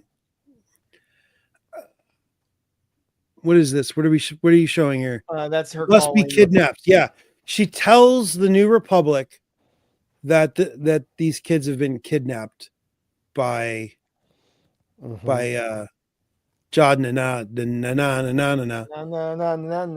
Let me try to find a picture of her. Captain and Crimson Jack. Yeah, so she's a little owl cat What do you think of thing. her creature design? It's kind of strange. It. It's kind of strange. It's kind of what? Strange. Oh, strange. I know. I got a very Harry Potter, like a talking owl that has a cape. Yeah. And It's, I like Harry Potter, so that was fine with me. I was definitely surprised by it. Even, I mean, again, everybody here knows that I'm a Star Wars noob. For some reason, it was surprising to me that that's what she looked like, but I thought she was cute. It surprised us too. Where I wonder if they're going to be selling this toy at Disney parks. It was one of the first thoughts that I had. Yeah, it's like where is this? So it would make sense because it's a very kid focused show, right? Yeah. I mean, you know they're going to be selling out of Neil toys. There we go. Oh yeah. Yeah. I got maps. Of I mean, did you hear him sleep? No. Did anybody notice that? I forgot to mention that while he was asleep. Yeah, he's got. Yeah, his little elephant sound, and yeah, it was kind of Three Stooges Curly's kind of sounding. Yeah. But yeah, so the kids tell Kim, whose name is spelled like KH''YMM. I was wondering. I was like, Kim, like that's not a Star Wars name. It's got to be. It is when it's written like that. Yeah. It's spelled really strange. I mean, when I used to play Star Wars Galaxies, I tried to Star Warsify the spelling of my name, so I added an apostrophe after the first O in my name, and then Sam Hain. I made it the phonetically proper way to say it, Samhain, but I spelled it like SAU apostrophe WYYN. To Star Warsify it. Yeah. What are the apostrophes? Apostrophes and the letter Y. Mm-hmm. Like makes it from a galaxy far, far away.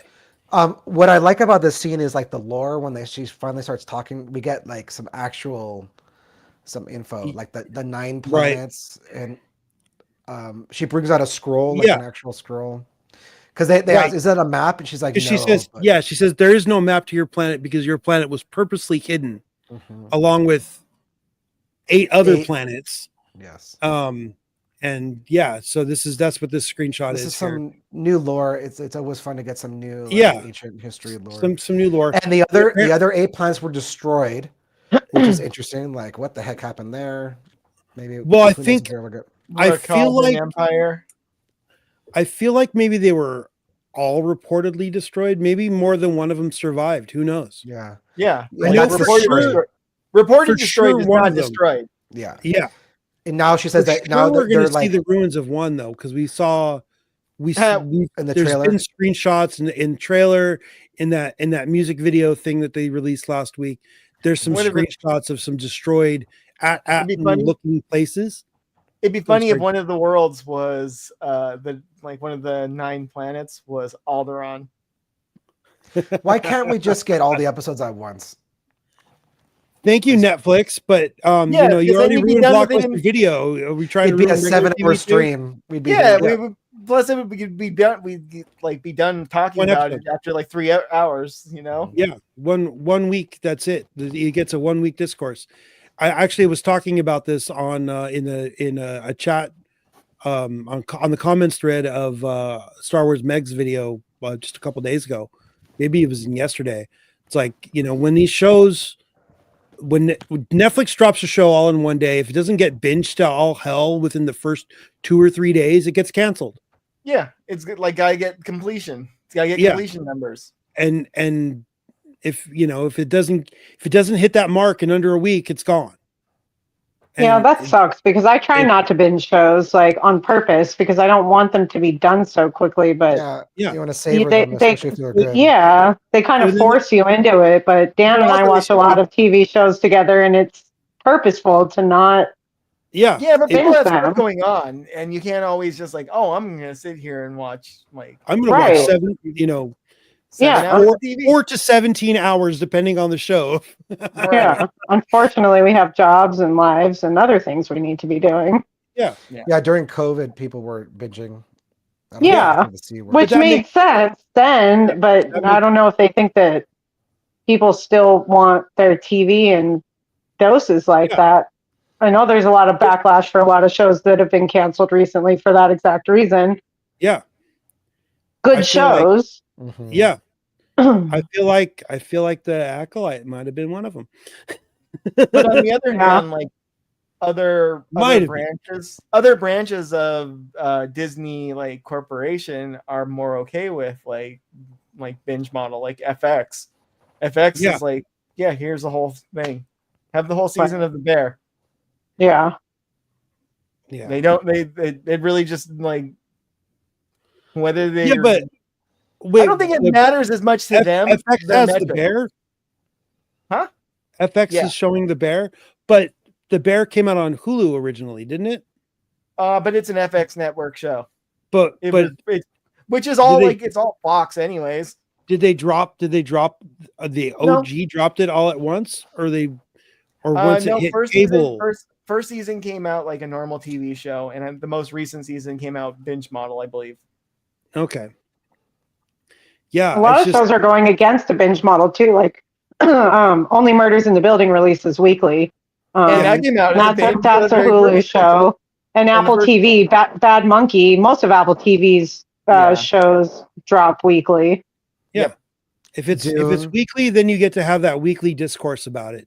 If it's all at once, talk about it for maybe a week, and then it's gone. I also think that the shows that they're willing to drop in binges are things that are not like post-production intensive. Like there's not a bunch of special effects. Right. Like, it doesn't cost them as much to like drop it, and like what happens. Let it find its audience. Mm-hmm. Whereas something that costs like multiple, like, tens of millions of dollars per episode, they need to see the return of investment immediately. Yeah. Which isn't really realistic. Yeah. No. But so these kids are talking back to the what everybody's here for. Yeah, back to Alderaan. Yeah. Alderaan place. It was a good line. Because she's asking them, okay, tell me about your planet. Like, what do you see in the sky? Yeah. We learn about Coruscant and Alderaan. And they mentioned the only planets that Neil says there's a swirl in the sky, so she's like gases. So maybe that's why it's hidden. And she starts to unravel the mystery, like where their planet is, trying to find it. And this line was great. It's like, you missed the war, because Alderaan was blown up in the first Star Wars movie in 1977. Yeah. Right. I also appreciated when she we know that there's a gas nebula gases that cuts it down to 10,000 planets, and KB's like on the bright side. I was like, that's 99.99% of the entire galaxy. Yeah, that's because that's a huge filter right there. Yes, it is. It is. So then she notices the medallion. I thought I had a shot of it on Fern's backpack. Right. The top of the class. Mm-hmm. And she's starting to get really excited about everything. The logo that was on the top of the class that they used to derive where the thing is was also on the mural at the beginning of the episode with the figures at the very top of it. Mm-hmm. It had the actual the W shape. Oh, let me see right there. Yeah, up on the very top of the thing is kind of cut off. But it's the same. It's the same thing, huh? Yeah, it's the same shape. Wow. So while they're all doing this, she's running her analytical stuffs. In the background, if you notice, the whole room is spinning. But I don't know if slowly they're on is spinning or just around them is spinning, because it's like it's an artery, right? And it's all just with telescopes and all kinds of stuff. Like she's the wise owl lady thing. Yep. So I was a little disappointed we didn't get Maz Kanata, but I was also a little bit relieved we didn't get Maz Kanata. I think they don't want to touch the movies, and that's fine. No. I mean, other than references like that. Yeah. Trying to see if I got the backpack medallion symbol. I had it earlier, I thought. But when she finally does get right before let's see, she's stalling I'm trying to remember that. She gets really excited about it, and then she's like, "Oh yeah, I'm supposed to be stalling them." Right. Yeah. And Jack picks up on it. They give her like an actual like intriguing problem, and she like kind of forgets about the like, oh yeah, I'm stalling to get I called the cops. Uh-huh. Yeah. But Jack reminds her. Mm-hmm. Yep. He kind of just like wanders around and sees like the thing squawking, huh? Yeah. Here's the thing. You got a good subtitle there, Dan. The inbound to your position. So he knows that X-Wings are coming. And He just turns up her radio. That's hilarious. Like just turns it up. It's like, And when they do get their data, it's on a old style punch card. Yep. Yeah, I know that. I thought that was hilarious. Like IBM punch card. Yeah. And it looks like a freaking saving icon from a 8-bit video game. Tabulation's like one of the oldest forms of computing. Yeah. And that's basically what she did. She made a tabulation punch card. Yeah. It's as binary as you get.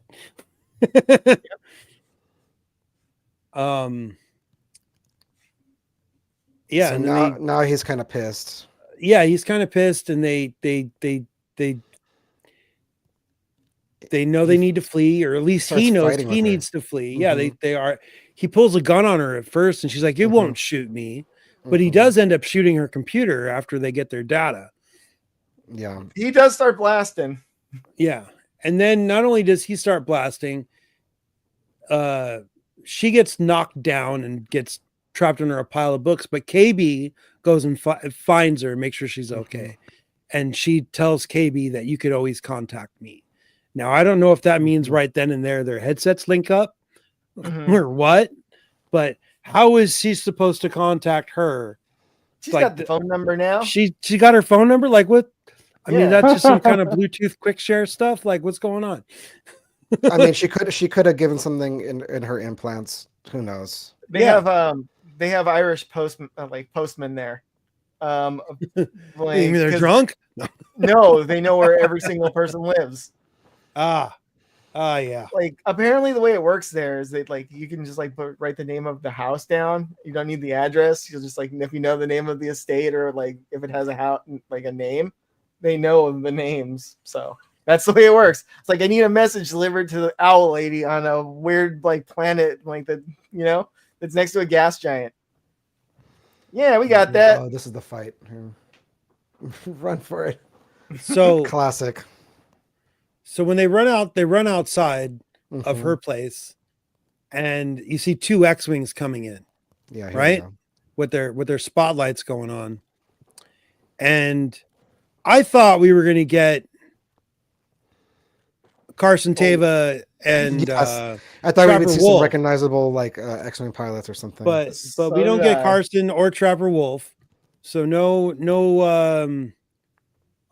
Paul, what are their names? I forgot their actor names. But one of them's Dave. and who is now the creative director of and the other is but they KB runs out and like almost tries to wave at him. Yes. And then so there's a confrontation on the ramp. Yeah. Before they probably talk a little bit about that. But before we get to the confrontation on the ramp, they get to the little hillside before the ramp, and Neil falls down the hillside. You notice that? Of course he does. He just rolls down of course it's like the fat kid that dork. He is Chunk. Yeah, Chunk. So KB is like, because they don't trust him.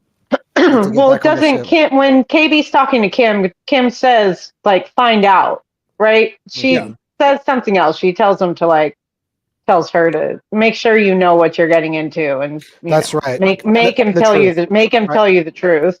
Yes, that's what she says. Make him tell you the truth.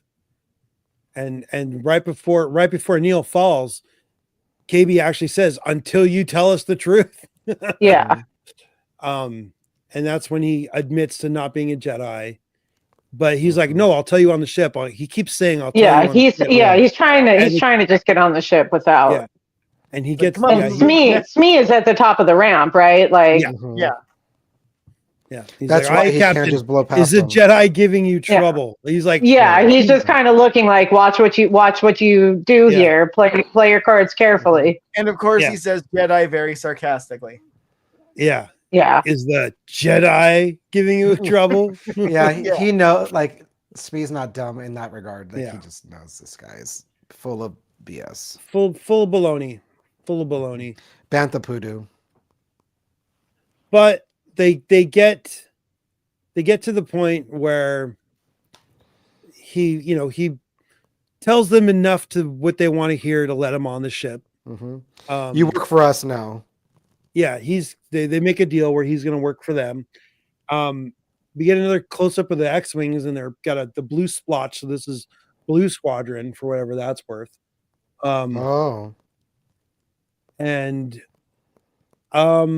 he takes these kids on a high-speed chase. Have them shoot at some people. Puts Neil in the pilot seat and tells him just kind of go back, just I respect that. Wiggle a little bit to maneuver. Neil was not happy about that. Neil is such a bad pilot that it actually worked in their favor. I think that was the idea. Right. Like, he just would do erratic patterns. Fern was really not happy with it. She's like, "Why is Neil flying the ship?" But you need you need a jink pattern, and someone who can't fly is going to be like, yeah. Like me on Millennium Falcon 99% of the time on Smuggler's Run. Well, we got a 99% score. What? That happened once. I was able to be a good pilot one time. Yeah, it's master pirate. But we work for Hondo, not these guys. So he puts Neil in the pilot seat. And he takes Fern and Wim to the gunner stations, and we get. I like how that's done, like Periscope style into a. That was awesome.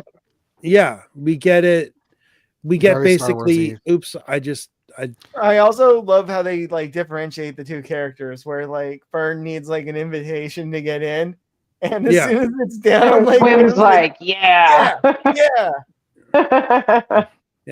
He's he's spinning the turret, just firing at random immediately. Yeah, exactly. He's like every kid who gets the gunner slot on Smuggler's Run at Disneyland. Shoot at everything, non-stop. Can't stop, won't stop. And they actually, one of them lands a shot on one of the X-wings, and we get the classic "got him," and instead of a great kid don't get cocky, we get a no, that was my shot, which was pretty funny. But he's got these kids basically, committing crimes, opening fire on law enforcement, big deal.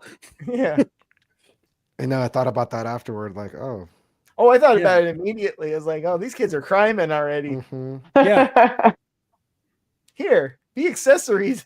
Whatever we're doing. It's a cool shot with they use the smoke. They go really low to get the debris fields to block the X-wings.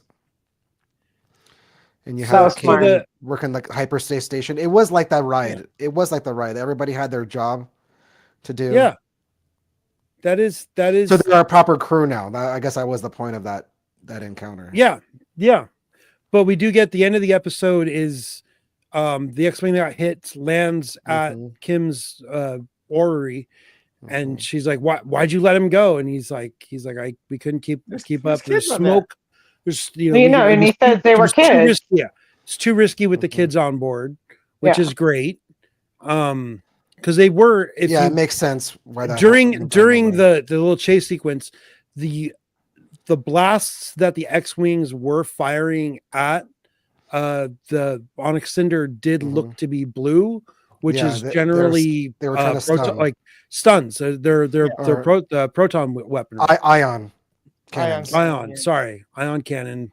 Yeah. Nerds. Yeah, I'm leaving.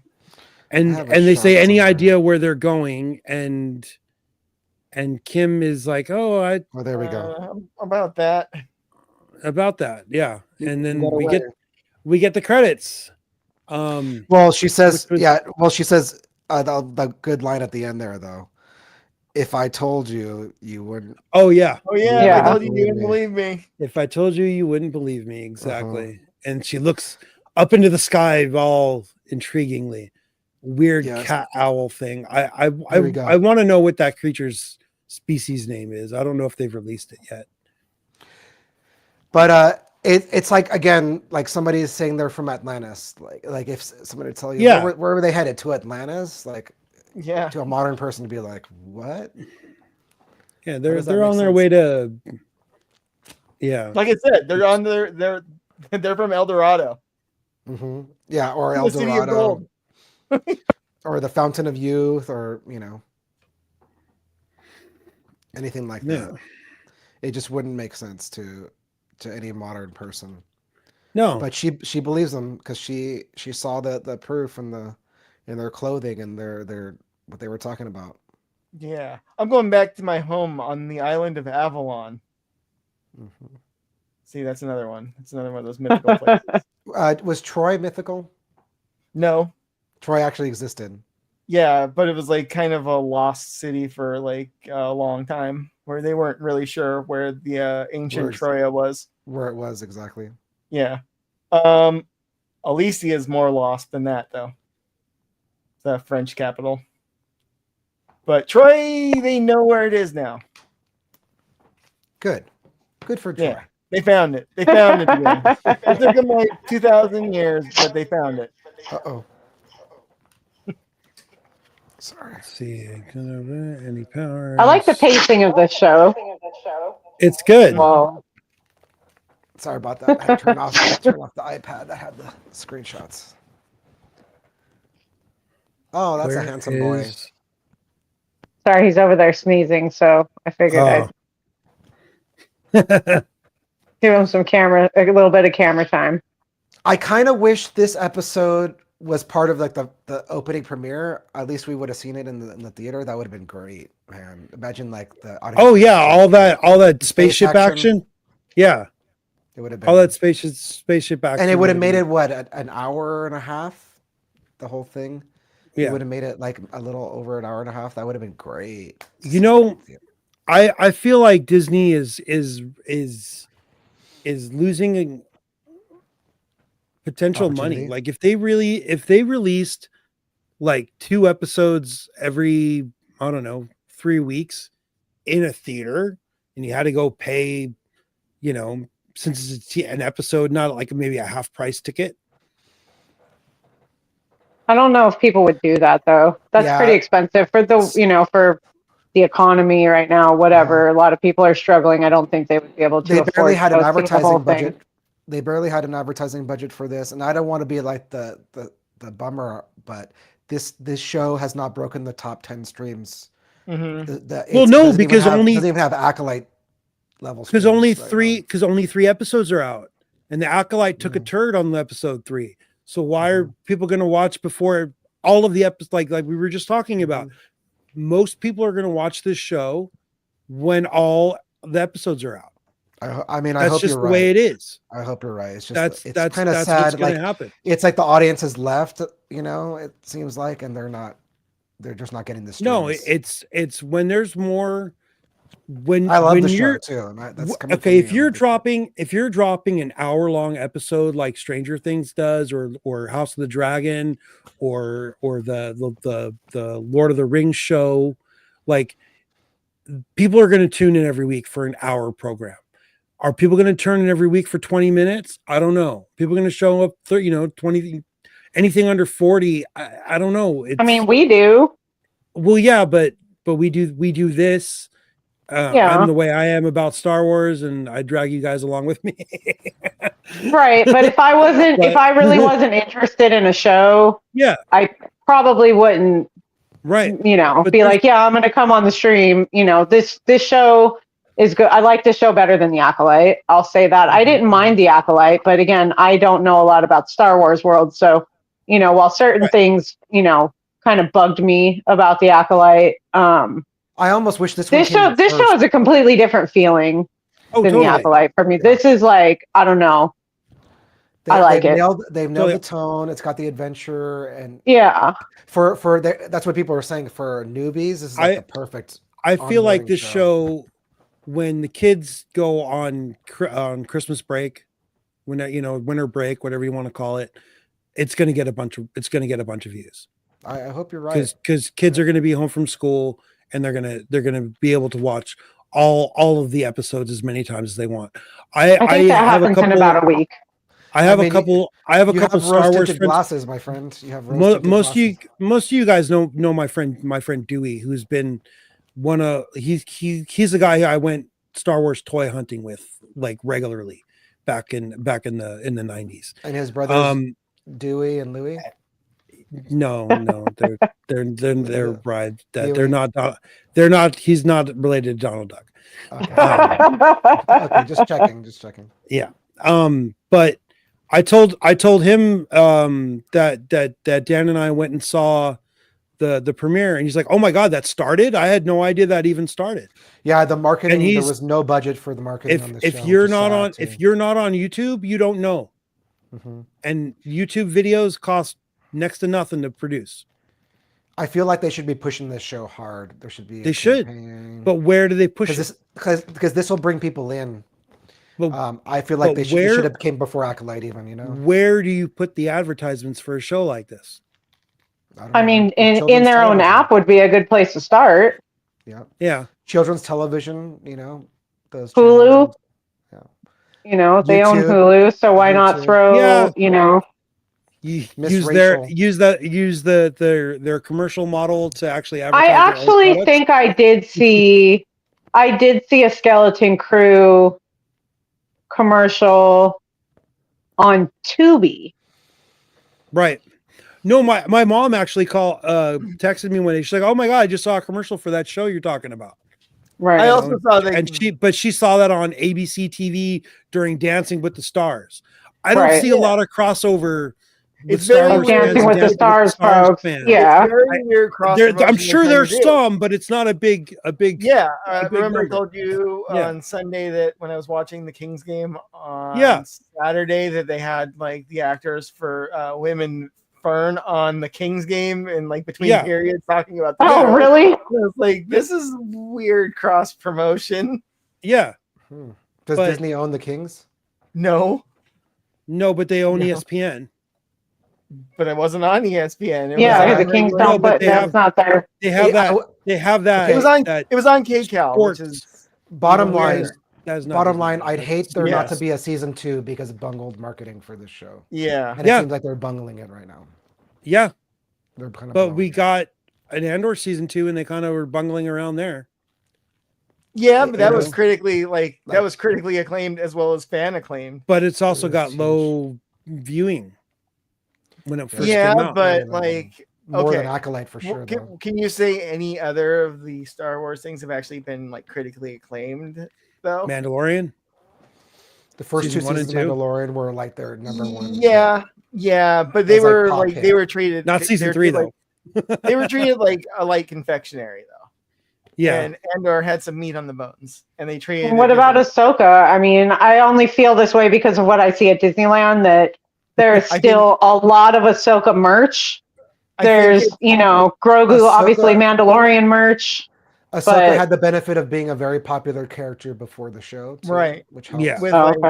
But I also think that's also not like really mainstream either. That was not like a mainstream success for them, right? Like the Clone Wars series. It was like basically it's very niche. Yeah. They did it well. They probably expanded the people like the eyeballs on the actual that part of the universe, but I don't think it was like had a huge built-in audience. Mm-hmm. Right. Anyways, I like this show. I hope they can pull it off and get a second season. The directors mentioned they have ideas for the second season. Of course, they're going to say they actually said something along the lines of they know how old the kids will be when it actually goes into filming production. Yes. So they have Writing. ideas and writing for It'll be like a 4-year age jump period. Yeah, It'll be 4 years jump, later exactly. after the season. Oh man, because Something like that. we're in the Stranger Things problem. Yeah, they said they don't want to do the Stranger Things thing of it's the next day. Like Right. it's right, Or the it's next- right Stranger away. Things Kids was the have like next year. grown up, like the kids have like But it's- grown up like it's- 2 or 3 years, and like it's Yeah. supposed to be the next day. One I mean- kid's like grown like Yeah. 16. Got inches. a Fern and gray hair on Fern the and side. KB, and they'll all be noticeably older in that next season, if there is a next season. I just hope there is. Wim's gonna go from his normal voice to like a full-on baritone. Mhm. Neil, instead of being the cute little squeaky voice, will be like super deep. Yeah, he'll look like the elephant thing from Captain EO. Mhm. Totally. And Wim will be Captain EO. Right? That'll be hilarious. Lobo, we're coming up then on they'll our... start showing it at Disneyland again. Yeah, so we've been going for about 2 hours. This was supposed to be a lot shorter than last week, but that didn't happen. We got into the maybe marketing budget again. Maybe next week. Wild tangents will happen. So Like and subscribe. please, like, share, subscribe, all that fun stuff. Watch this show, stream it multiple times. On Please different watch accounts. the show. Tell your friends about the show. Talk about it. Yeah. Tell your friends. Tell your mama. Yeah, if anybody that you know Tell your likes daddy. the Goonies, likes anything Stranger from the Things, like Amblin Entertainment. Yeah. I mean, and I Yeah. feel like the age range of the show is very wide. I feel like people our age like it. I feel like people who are younger would definitely be into it too. The ladies love Jude Law. That's a big thing. Yes, huge plus Jude Law.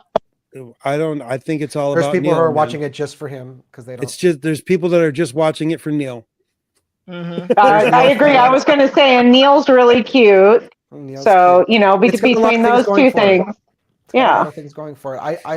I wish the show a lot of luck. I want it to succeed. Yeah. It's some of the best Star Wars we're getting This has in a been long time. this episode 3 was a lot better than Acolyte episode 3. I'll tell you that.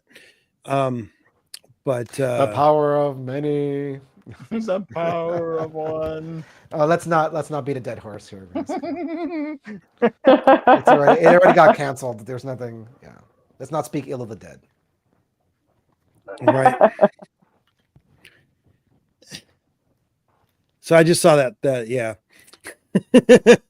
So yeah, may the force be with you. We'll see you guys next week.